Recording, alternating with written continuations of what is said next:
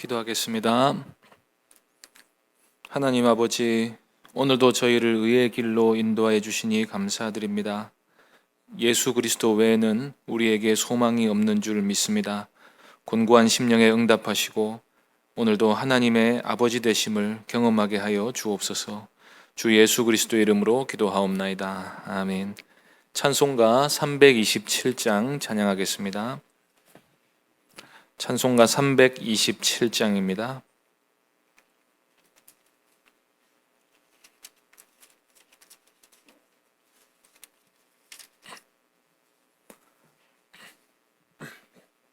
찬송가 327장 함께 찬송하겠습니다. 주님 주실 화평 믿음 얻기 위해 너는 정성껏 기도했나.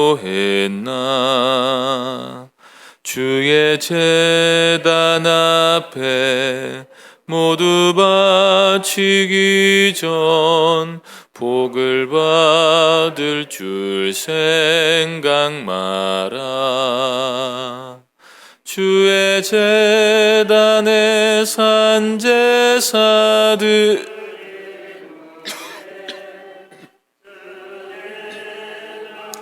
주장하니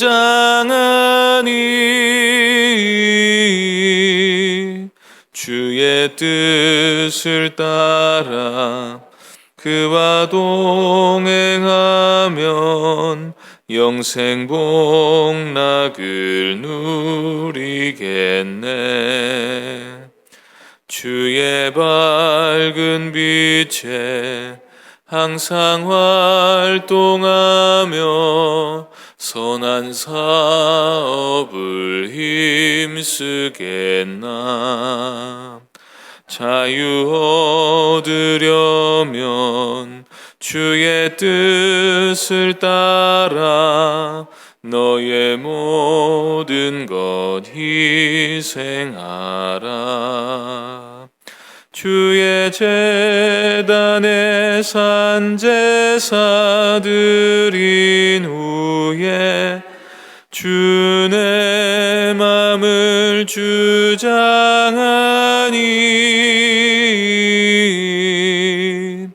주의 뜻을 따라 그와 동행하면 영생 복락을 누리겠네. 주의 제단 앞에 모두 바친 후에 주와 온전히 사귀겠네. 주님 주신 기쁨 또한 그의 사랑 어찌 말로 다 형용하랴. 주의 제단에 산 제사드린 후에 주의 맘을 주장하니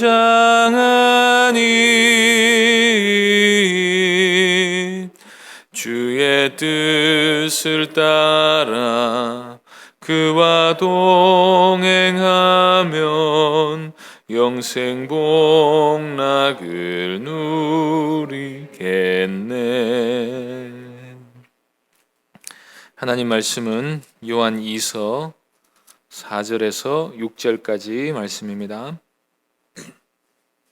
신약성경 395쪽입니다. 요한 2서 4절에서 6절까지입니다. 요한이서 4절부터 6절까지 한 절씩 교독하겠습니다. 너의 자녀들 중에 우리가 아버지께 받은 계명대로 진리를 행하는 자를 내가 보니 심히 기쁘도다.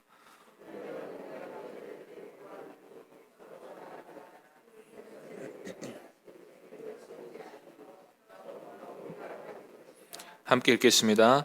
또 사랑은 이것이니 우리가 그 계명을 따라 행하는 것이요 계명은 이것이니 너희가 처음부터 들은 바와 같이 그 가운데서 행하라 하심이라.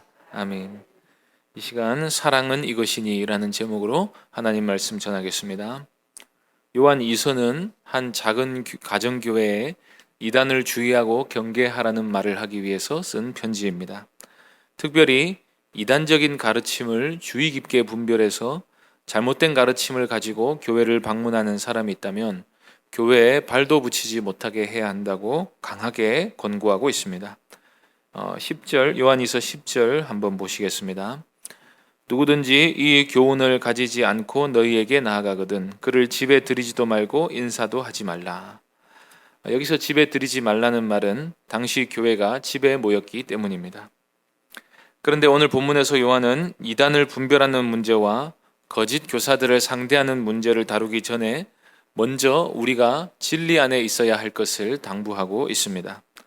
교회가 은혜와 진리와 사랑으로 충만하면 어느 누가 미혹해도 흔들리지 않을 수가 있는 것입니다.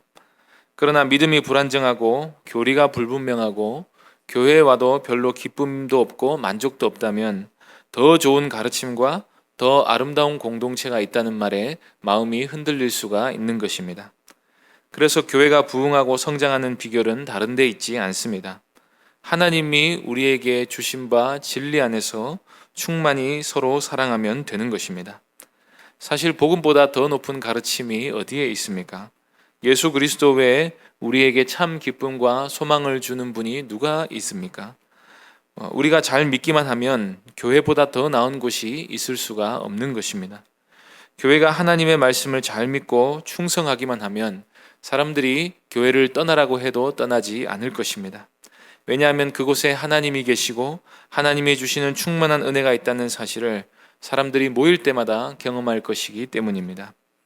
그래서 먼저 요한은 이단을 경계하라는 말을 하기 전에 우리가 하나님이 주신 진리 안에 거해야 한다는 말을 먼저 하고 있습니다. 우선 요한의 편지를 받는 교회는 이미 진리를 따라 사는 성도들이 있는 교회였습니다. 4절 말씀 보시겠습니다. 너의 자녀들 중에 우리가 아버지께 받은 계명대로 진리를 행하는 자를 내가 보니 심히 기쁘도다. 여기서 요한이 기뻐하고 있는 이유가 무엇이라고 말하고 있습니까? 성도들 가운데 진리를 행하는 자가 있다는 것입니다. 그것을 보고 심히 기뻐한다고 했습니다. 진리를 아는 데서 그치는 게 아니라 아는 대로 행하기 때문에 기쁘다고 했습니다. 우리가 아는 진리를 행하기 전까지 사실 우리는 제대로 믿고 있는 것이 아닙니다. 특별히 여기서 요한이 강조하고 있는 진리는 계명에 나타난 진리입니다. 예수 그리스도를 믿어야 구원받는다는 사실 못지않게 서로 사랑하라 하신 말씀 역시도 진리입니다. 사랑하지 않는 자는 진리를 따르지 않고 있는 것입니다. 이 진리는 구체적으로 하나님의 율법에 표현이 되었습니다. 레위기 19장 10절에는 이런 말씀이 있습니다. 내 포도원의 열매를 다 따지 말며 내 포도원에 떨어진 열매도 줍지 말고 가난한 사람과 거류민을 위하여 버려두라. 나는 너희의 하나님 여호와이니라. 하나님은 이스라엘 백성들에게 율법을 주시면서 가난한 사람들을 위해 포도원의 열매를 다 따지 말라고 명령하십니다. 이 말씀은 도둑질하지 말라는 계명의 확장이자 내 이웃을 내 몸과 같이 사랑하라 하신 계명을 구체적으로 나타낸 것입니다. 사랑할 때 이렇게 하는 것이 참된 이웃사랑이라는 것입니다. 그러면 이 말씀이 진리라고 믿는 사람은 자고로 이런 행실을 하며 사는 것이 옳다고 믿는 사람은 자기 포도원에서 수확할 때 좋은 열매가 있어도 다 따지 말아야 합니다. 가난한 사람들이 와서 따먹을 것을 생각하며 오히려 즐거운 마음으로 남겨두어야 합니다. 그게 계명대로 진리를 행하는 모습인 것입니다. 교회 안에서는 이런 모습이 어떻게 드러나야 하겠습니까? 사랑은 이웃에게 악을 행하지 않는 것입니다. 내 언행 심사가 다른 사람의 영혼을 괴롭히고 무너뜨리는 것이 되지 않도록 인자와 긍휼로 사람들을 대해야 합니다. 사랑은 자기의 유익을 구하지 않는 것입니다. 내가 어떻게 대접받고 높임을 받는 것보다 상대방을 높이기 위해 힘써야 합니다. 나보다 남을 더 낮게 여기는 게 바로 진리를 행하는 것입니다. 고린도전서 13장에서 바울이 말한 것처럼 누구를 대하든지 오래 참아야 합니다. 악을 악으로 갚지 말고 도리어 선으로 갚아야 합니다. 그게 사랑이고 계명대로 진리를 행하는 것입니다. 요한은 비록 작은 가정교회지만 그렇게 계명대로 진리를 행하는 사람이 있다는 소식을 들으니 참으로 기쁘다고 했습니다. 자기의 것을 내어주면서 교회 안에 다른 지체들을 섬기는 사람들이 있다는 말을 들으니 참으로 기쁘다고 했습니다. 사랑이 있는 곳에 기쁨이 있습니다. 그런데 우리가 행하는 사랑이 우리 마음 가는 대로 행하는 단순히 감정의 표현이 되지 않으려면 반드시 계명을 따라 이 사랑을 행해야 합니다. 진정한 사랑은 궁극적으로 상대방을 위한 것이 아니라 주님을 위한 것이 되어야 하는 것입니다. 계명은 주님의 계명입니다. 성경은 하나님의 말씀입니다. 하나님이 우리에게 이렇게 살아야 한다고 명령하신 것입니다. 그 명령을 따라 별로 사랑하고 싶지 않은 사람에게도, 마음이 가지 않는 사람에게도 사랑을 베푸는 것입니다. 볼 때마다 마음을 긁는 사람이 있습니까? 주님이 우리에게 오래 참으라고 하십니다. 그게 성경의 명령입니다. 그게 진리입니다. 우리가 10,000달란트를 탕감받은 죄인이었다는 사실을 기억하면서 우리에게 100데나리온 빚진 자를 주님이 용서하라고 하십니다. 상대방이 용서받을 만한 자격이 없어도 우리 역시 조건 없이 용서받았으니 조건 없이 용서하라고 하십니다. 용서하면 내가 잘못한 사람이 되고 상대방이 이기는 게 아닙니다. 우리 주님은 계명대로 진리를 행하기 위해 용서하고 오래 참은 성도에게 상급을 준비해 주실 것입니다. 하나님의 구원은 우리로 하여금 이런 사랑을 가능케 하는 구원입니다. 이기심과 정욕에 사로잡힌 우리가 거듭나게 되면 자기를 부인하고 주님의 계명을 높이는 삶을 살게 됩니다. 그러므로 진리 안에 살며 계명을 지키며 사랑을 나타내는 사람이 교회 안에 있다면 그 자체로 우리가 하나님이 구원하신 교회임을 알 수가 있는 것입니다. 세상은 이런 사랑이 불가능합니다. 어떤 개인이 자기 희생적인 사랑을 단회적으로 혹은 개인적으로 보여줄 수 있을지라도 공동체가 이런 사랑을 드러낼 수 있다는 것은 있을 수가 없는 일입니다. 개인이 선한 모습을 보이는 경우는 있어도 집단이 선한 경우는 없습니다. 그런데 참된 교회에는 공동체인데도 불구하고 선하고 아름다운 사랑이 나타납니다. 이것으로 하나님의 살아계심과 복음의 능력을 드러내는 것입니다. 예수님께서도 너희가 서로 사랑하면 이로써 모든 사람이 너희가 내 제자인 줄 알리라고 말씀하셨습니다. 우리가 주님의 제자인 줄 알 뿐 아니라 세상이 거기 참여하고 싶어 할 것입니다. 우리가 서로 사랑하는 모습을 보일 때 온 세상이 교회 안에 들어오고 싶어 할 것입니다. 그런 충만함이 있으면 아무도 그 교회를 떠나고 싶지 않을 것입니다. 그래서 요한은 우리가 이 진리를 따라 더욱 서로 사랑하며 살아야 한다고 말씀합니다. 5절 말씀 보시겠습니다. 부녀여 내가 이제 내게 구하노니 서로 사랑하자. 이는 새 계명같이 내게 쓰는 것이 아니요 처음부터 우리가 가진 것이라. 사도 요한은 지금 이렇게 말하고 있습니다. 그렇다. 진실한 사랑을 계명대로 행하는 사람이 있는 것을 보니 너희가 바로 교회이다. 그러니 우리가 더욱 사랑하자. 어떻게 사랑해야 하는지 우리가 모르는 게 아니다. 이미 하나님께서 율법에 다 말씀해 놓으셨다. 새 계명이지만 옛 계명에 이미 말씀하신 것이다. 처음부터 우리가 알고 있었던 말씀이다. 그런데 우리가 행하지 않기 때문에 어려움이 생기는 것이다. 그러니 서로 사랑하자. 우리가 알고 있는 말씀대로 양심이 우리에게 가르쳐 주신 대로 서로 사랑하자. 성령께서 우리에게 가르쳐 주신 대로 서로 사랑하자고 말씀하고 있는 것입니다. 옛 언약 아래 있던 이스라엘 백성들은 율법을 알아도 그것을 행할 힘이 없었습니다. 죄인인 상태 그대로 남아 있었기 때문입니다. 그러나 새 언약의 백성은 다릅니다. 우리가 예수 그리스도를 믿어 거듭나 새 언약의 백성이 되면 하나님이 우리를 새로운 피조물로 변화시켜 주십니다. 지정의를 완전히 새롭게 해주셔서 계명을 따라 행할 수 있는 존재로 만들어 주십니다. 그러니 행하라는 것입니다. 진리를 행하라 할 때 진리가 우리 밖에 있는 것이 아니라 우리 마음의 진리를 새겨주셨으니 이제 행할 수 있다고 하시는 것입니다. 그렇다면 교회가 충만함을 누리지 못하고 있는 것은 불순종하고 있기 때문이라고 말할 수밖에 없습니다. 자아를 죽이지 않고 죄성을 꺾지 않고 정욕을 만족시키려 하고 세상의 풍조를 분별 없이 받아들이고 계명을 의도적으로 거부하는 이상 교회는 충만함을 누릴 수 없습니다. 그 안에 진리가 없고 지식도 없고 은혜도 없고 평강도 없고 사랑도 없고 오직 자기 유익만을 구하는 마음만이 각 사람 가운데 넘친다면 그런 공동체에 누가 머물고 싶겠습니까?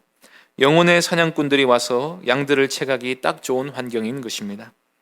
그러므로 요한이 강조하는 말씀은 이것입니다. 우리 안에 진리가 있다. 우리에게 계명을 행할 수 있는 능력이 있다. 하나님이 그것을 우리에게 주셨다. 그러니 행하자. 그러니 사랑하자. 그러면 이단을 막을 수 있을 것이다 하는 말을 하고 싶은 것입니다. 6절 말씀 보시겠습니다. 또 사랑은 이것이니 우리가 그 계명을 따라 행하는 것이요 계명은 이것이니 너희가 처음부터 들은 바와 같이 그 가운데서 행하라 하심이라. 사랑이 무엇입니까? 계명을 따라 행하는 것이 사랑입니다.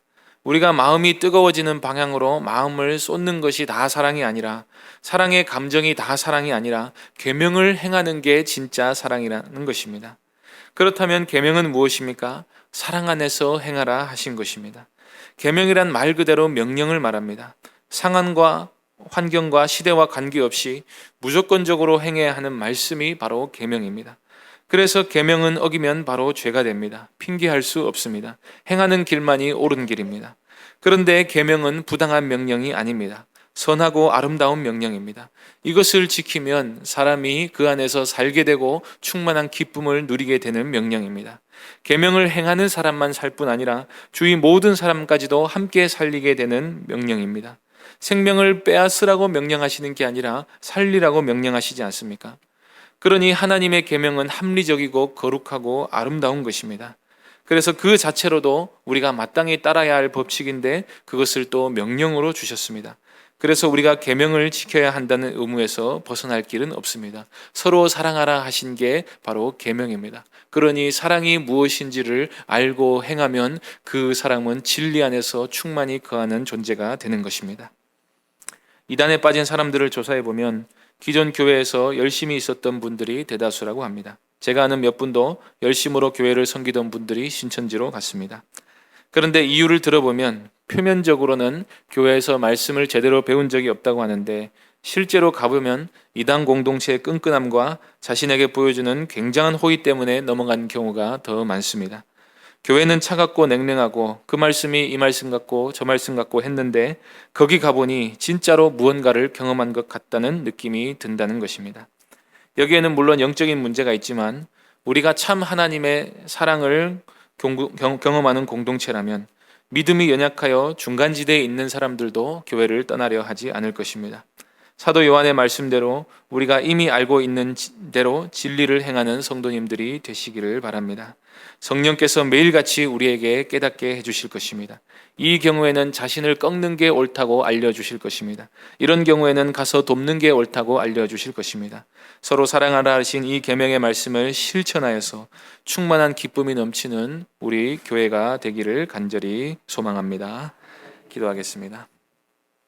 하나님 아버지, 우리에게 은혜와 사랑을 베풀어 주셔서 하나님의 사랑이 무엇인지 깨닫게 하여 주시고 진리가 무엇인지 알게 하여 주셔서 그 안에 살게 하여 주시니 감사합니다.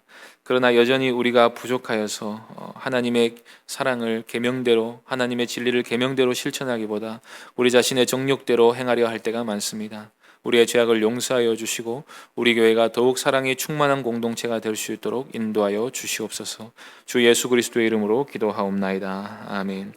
하늘에 계신 우리 아버지여, 이름이 거룩히 여김을 받으시오며 나라의 임하옵시며 뜻이 하늘에서 이룬 것 같이 땅에서도 이루어지이다. 오늘날 우리에게 일용할 양식을 주옵시고 우리가 우리에게 죄 지은 자를 사하여 준 것 같이 우리 죄를 사하여 주옵시고 우리를 시험에 들게 하지 마옵시고 다만 악에서 구하옵소서. 대개 나라와 권세와 영광이 아버지께 영원히 있사옵나이다. 아멘. 이 시간 말씀을 기억하며 기도해 주시고 새 교회당 건축을 위해 기도해 주시기 바랍니다. 임시처소에서 생활하는 동안 교회를 인도하시고 성도들의 믿음을 지켜주시기를 위해서 기도해 주시고 코로나19 확산세가 잠잠해지고 우리가 속히 일상으로 돌아갈 수 있도록 위해서 기도하시고 개인적으로 기도해 주시기 바랍니다.